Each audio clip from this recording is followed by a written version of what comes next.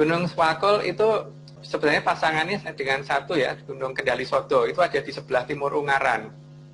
Jarak antara kaki Gunung Swakul dan Kendali Sodo itu sekitar 16 kilo atau 12 kilometer, saya lupa, dari kaki ke kaki ya, jadi bukan dari puncak ke puncak kita ngitungnya. Keberadaan gunung tersebut cukup aneh itu karena di sini kalau ada orang yang naik Gunung Swakul kemudian tersesat, itu tim SAR sudah tahu bahwa nyarinya nanti di Gunung Kendali Sodo, pasti ketemunya di sana. Begitu juga kalau ada orang yang naik Gunung Kendali Sodo dan hilang, maka nanti akan ketemunya di Gunung Swakul. Dan hal ini sebenarnya juga ada agak mirip di mana tetangga saya tuh pernah dulu naik Gunung Gede. Nah, waktu turun kan dia satu rombongan, waktu turun dia kesasar sendirian gitu. Dia turunnya di Gunung Putri. Itu kan jauh banget antara Gunung Putri dan Gunung Gede. Seperti ini menunjukkan bahwa sistem teleport itu ada, dan kita pernah mencoba itu untuk meneliti itu yang Gunung Putri yang saya ceritakan tadi. Jadi teman saya turun, tetangga saya turunnya di situ. Itu dia bingung ya. Tapi waktu berangkat kan dia satu rombongan. Jadi yang untung satu rombongan. Jadi kendaraannya dia kan disetiri teman, kemudian pada jemput di Gunung Putri. Ya semuanya pada bingung aja sih. Tapi tidak ada yang membahas hal itu gitu. Dan kayaknya kejadian itu juga tidak cuma satu kali, cuman ya masyarakat yang mau bercerita mungkin nggak banyak. Nah, takut dianggap bohong atau gimana gitu. Tapi kan kondisi itu memang terjadi beneran. Ini kan berarti ada teknologi tinggi di mana orang bisa pindah di jarak puluhan kilometer tanpa mengerti bagaimana cara pindahnya gitu loh. Dan teknologi ini jelas bukan teknologi kekinian gitu. Dan teknologi ini kemungkinan besar dimiliki oleh suatu peradaban yang besar juga yang tidak bisa kita lihat saat ini. Itulah makanya saya mengatakan bahwa ada jejak mereka yang ditinggalkan di negara kita, cuma kitanya nggak ngerti gitu loh, nggak ngeh kadang-kadang gitu. Nah ini menunjukkan bahwa mereka benar-benar ada. Dan gampangannya orang zaman sekarang kemudian beranggapan bahwa itu adalah tindakan dari hantu gitu. Harusnya kita tidak berpikir seperti itu ya. Dulu kita pernah mencoba di Gunung Kendali Sodo dengan menggunakan beberapa kaleng. Jadi kita hitung dulu waktu itu bahwa anak orang yang pernah hilang di Gunung Kendali Sodo itu harinya hari apa, bukunya apa, petonnya apa, jamnya jam berapa gitu. Sehingga kita waktu itu sengaja ngumpulin sekitar 12 kaleng, kita kasih warna macam-macam. Kita kasih warna satu-satu dan kita tandain, kita taruh per 1 meter di daerah mendekati anak tersebut hilang.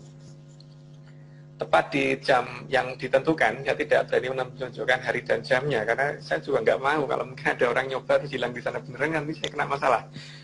Itu 4 kaleng hilang, pelonrang gitu, tiba-tiba 4 kaleng hilang, dan kita tahu koordinat titiknya, langsung langsung kita cari dengan GPS, dan itu kita temukan di Gunung Swakul. Jadi teman sudah nunggu di Gunung Swakul.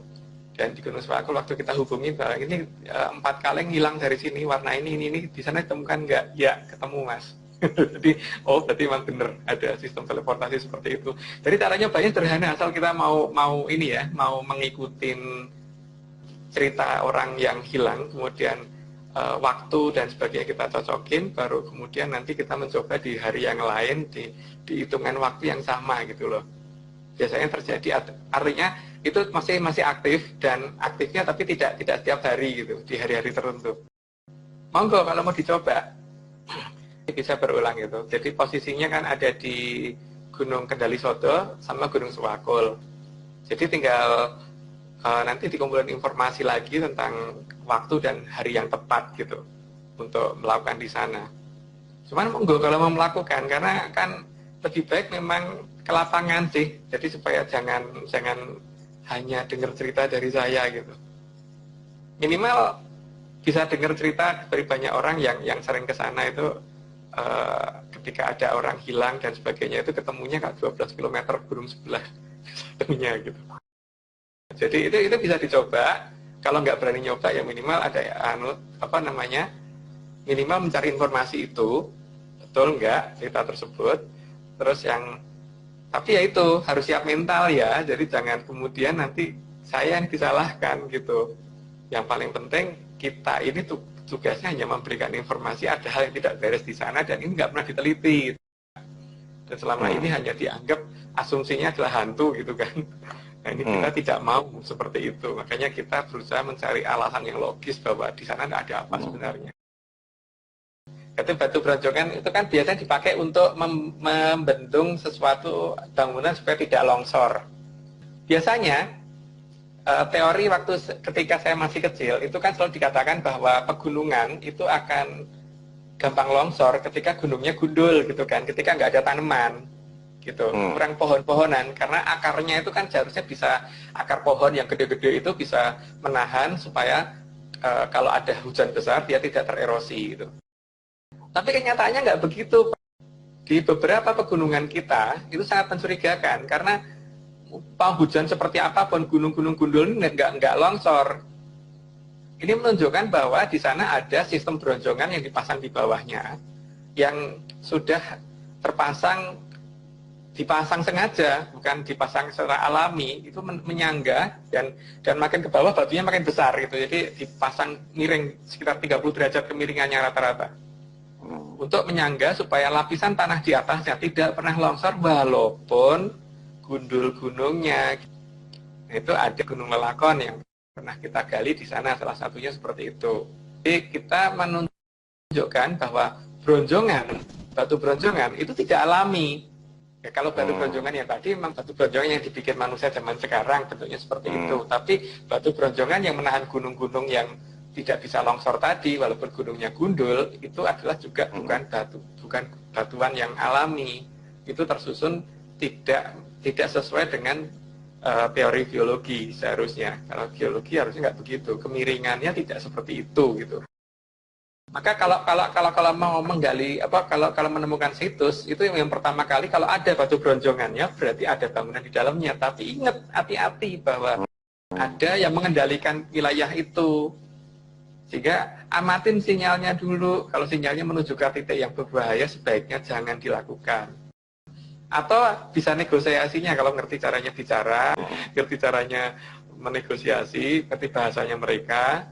Nah, itu baru bisa sinyalnya akan bertahan di antara sinyal yang saya katakan tadi. Tapi kalau tidak, ya mohon maaf, kalau ada apa-apa saya tidak tanggung jawab. Karena memang bahaya kalau tidak tahu. Ya, keberadaan base pahala kencana yang nyasar di itu kan juga menunjukkan bahwa bus itu salah memasuki wilayah area 36 yang ada di wilayah kita, yang di wilayah Pulau Jawa. Karena di sini dengan area 36 tidak hanya di selatan. Karena kemungkinan dengan area 36 ada di 3 posisi. Nah, bus ini salah posisinya pada saat ada perbaikan jalan karena merasa sebagai masyarakat di sana menganggap bahwa hafal jalanan di situ, sehingga si sopir bus kemudian berbelok mencari jalan memutar untuk menghindari jalur yang macet tadi, diikuti oleh 2 truk molen kalau nggak salah. Nah, tiba-tiba dia jadi terheran-heran karena tiba-tiba merasa mentok di depan ada pohon jati. Pada saat dia mau berusaha mundur, di belakang ada 2 truk molen, dan ketika itu truk molen juga nggak bisa mundur, kan di belakangnya ada pohon jati juga. Jadi itu kan berarti ada beberapa tempat yang sebagai posisi mereka keluar dan ada posisi mereka balik gitu, seperti dipindahkan di posisi yang nggak mereka ketahui, sehingga akhirnya pada saat keluar dari lokasi itu kan mereka harus motongin pohon jati tersebut gitu Pak, baru bisa lepas dari situ. Itu kasus yang sebenarnya hampir mirip dengan Gunung Kendali Sodo, Gunung Sewakul, Gunung Gede, dan Gunung Putri. Itu mirip banget dengan cerita itu, teman. Bedanya kalau yang di Gunung Kendali Sodo sama Sewakul karena ada di atas ketinggian, sehingga bis dan truk serta truk molen nggak sampai sana gitu Pak. Kalau ini kan karena ada di daratan rendah, sehingga truk molen bisa sampai sana gitu. Kan masalahnya sama, cuman kemudian karena merasa bahwa salah ambil sehingga dikembalikan lagi. Pada dasarnya ada 2 jenis teman, bahwa bangsa yang tidak bisa kita lihat ada 2 jenis, jadi dari area 36 karena mereka memang manusia nggak mau dilihat, dan bukan manusia memang ada. Jadi ini tergantung dari lokasi itu apa dulu gitu. Kalau di Jawa sendiri kan dikatakan ada jagatnya Ari Loko, itu tempatnya zaman bangsa Kajiman, dan ada negara Adidoso Purwo, diceritakan seperti itu kan. Makanya di sini kita harus ngerti dulu, harus bisa membedakan dulu. Nah, untuk bisa membedakan itu kan untuk yang sifatnya itu bangsa halus, itu kan pasti tidak akan ada efek yang bisa mempengaruhi sifat-sifat fisika yang ada di sekitarnya. Misalkan seperti mempengaruhi matahari terbit atau matahari tenggelam, tidak bisa mempengaruhi gerakan matahari.